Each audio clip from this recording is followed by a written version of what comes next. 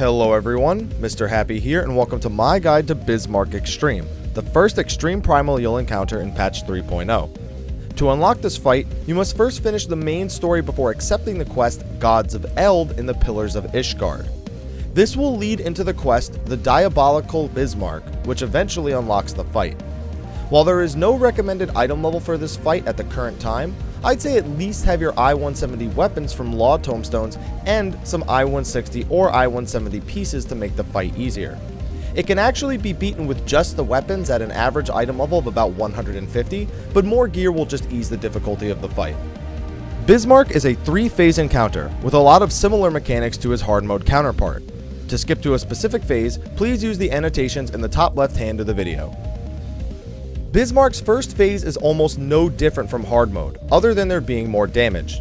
The vitality meter still tracks his enrage, and you could still fall off of the arena. It's also still just 2 adds to kill, a bunch of AoEs to avoid, turn on the Magitech field generator when Bismarck is about to ram into the arena, and shoot the dragon killers when they are enabled.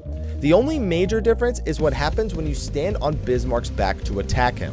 Every few seconds, all players standing on Bismarck when he's chained will be hit by atmospheric disruption, which deals damage and places a stack of turbulence on everyone it hits. Each stack of turbulence causes the next atmospheric disruption to deal more damage, and it lasts a pretty long time. To be safe, move off of Bismarck's back as soon as he starts to shudder, since a 4th stack will likely be fatal. Keep in mind that these stacks last so long that they can last until Bismarck is chained again, so make sure your turbulence stacks are fallen off before you step onto his back again. Just repeat this ad phase until you destroy Bismarck's chitin. It's still possible to do it with just 1 set of dragon killers if you save cooldowns.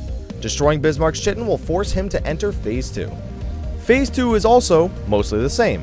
Tornadoes move around the arena and knock you up if they hit you, water AoEs are splashing all over, and there's 2 ads that need to be tanked away from each other, facing away from the party, and need to be killed before Bismarck enrages.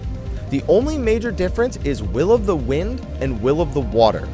Soon after spawning, the ads will cast Dead Wind and Dead Water, which will each mark 4 players with either Will of the Wind or Water.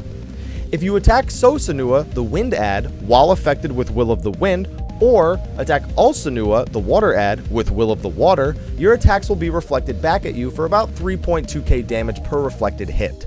So basically, you just attack the opposite enemy to which will you have. Keep in mind, tanks can get this debuff too. So in the case that they are currently tanking the wrong boss when it switches, they must immediately tank swap upon seeing their debuffs. The Sanuas stand still, not attacking for a few seconds after casting Dead Wind and Water, so tanks can begin moving when they see the ability casting just in case, moving to the other mob if they get the opposite debuff, or back to their own if they have the same debuff. Either way, just DPS down these ads while dodging the AoEs, swapping targets properly, and healing through the constant damage, and you'll move on to phase 3. Phase 3 is again mostly the same. 3 ads will spawn that you will want to kill as fast as possible. 1 small and 1 large one will spawn together in a group, and 1 small one will spawn off on its own. The off tank can practically solo the small one in their DPS stance, so just have a ranged DPS throw some dots on it and let the off tank deal with it. The main tank should pick up the other 2 ads and the party should focus them down. Kill the small one and then the big one. Since the Magitech field generator is down, I recommend melee move out of melee range of the big ad just before Bismarck stuns everyone, just in case he does his point blank AoE attack, since it hits for about 7,000 damage. The big ad will also gradually gain a stacking damage buff, and if he's alive too long, will begin slamming the arena, destroying its vitality, so healers, tanks, and DPS all keep this in mind. Once again, the only real mechanic of this phase is the weather. In hard mode, we had the water weather and the thunder weather. Those can be dealt with the same way here. Water weather means stay out of the middle of the room or you're going to be hit by a big AoE that gives vulnerability up. You don't want that, especially not on the tanks. Thunder weather means don't kill the vapor bubbles and stay spread out from each other to avoid overlapping damage on the first lightning strikes. Remember, if you don't kill vapor bubbles in the thunder phase, the thunderbolt AoEs will target them instead of the party as seen here, killing the vapor bubbles in the process. Just make sure you aren't standing next to them when the screen crackles for the 2nd time. In Extreme, there is also a new weather mechanic however, the wind weather. Wind weather can be noted when the sky turns a dark green or brown. Also, Bismarck has a new animation for it just like he does with thunder and water. After a bunch of water AoEs hit the party, a wind AoE will push the party in a random direction. Just stack in the middle of the room after the water AoEs are all gone, and it won't push you off the edge.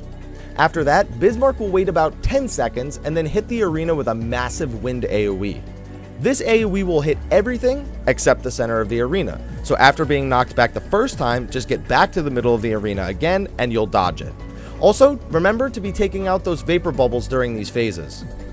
And honestly, that's the entire fight. The toughest thing about this fight is the DPS check. Don't forget about turbulence in the last phase either when you move on to Bismarck's back. If you are waiting for turbulence to wear off and an ad is still up, attack the ad until you can safely walk onto Bismarck's back. The other option is to send 4 people onto his back for the first set of Dragon Killers and another 4 on the second, alternating who gets to attack him. This ensures that turbulence is never a problem and that the ad dies in time before he starts slamming the arena, but which way you want to do it is up to you.